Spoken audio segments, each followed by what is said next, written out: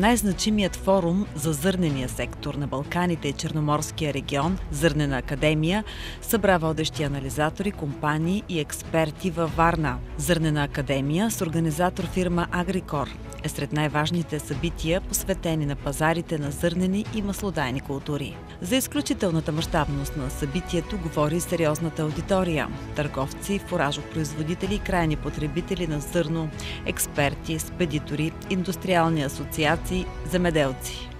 Това е 8-то издание на събитието, което всички чакат в сектор зърнопроизводство и търговия. Обсъждахме страшно интересни теми и изключително интересни дискусионни панели с участници от Европа, от Балканите и, разбира се, от България.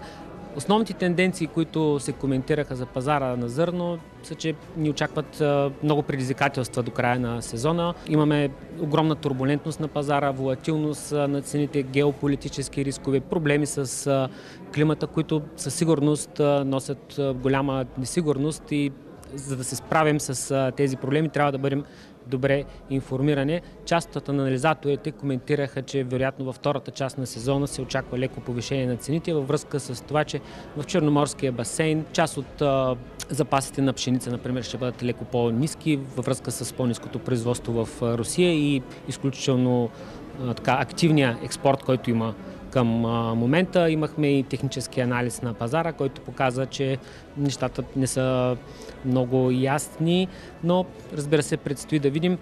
Предизвикателствата пред търговията и зърнопроизводството наистина са много сериозни. Фермерите трябва да се адаптират в тези условия, които имаме вече във втора година, една тежка суша и изключително лоши условия за пролетниците, докато при есенниците нещата са доста по-добре.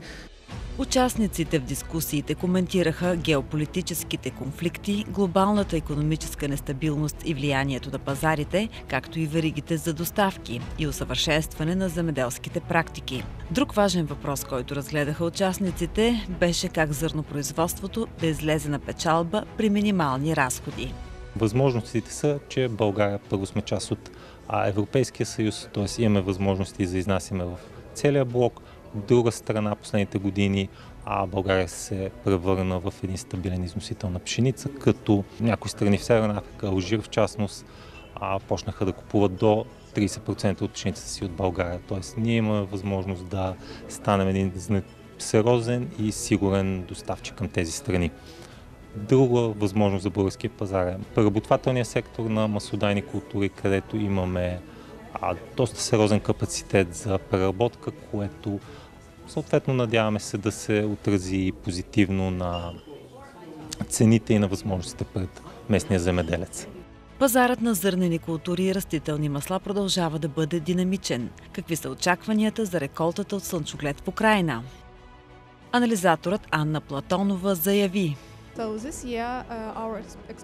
тази година нашите прогнози за реколта от 12,5 милиона тона ще бъдат намалени, защото по последни данни почти 95% от слънчогледа е ожънат, а фермерите съхраняват в складовете си около 5 милиона тона. Затова и новата слънчогледова реколта в Украйна ще бъде 12,2 милиона тона. Тази година имаме много добро качество на слънчогледа в западните райони на Украйна с 50-52% съдържание на масло и в централна Украйна с до 48% масло. По отношение на цената, когато съдържанието на масло е по-високо, съответно има премия, която е около $10 на тон. Към момента цената на слънчогледа в Украйна варира от $630 до $655 за тон.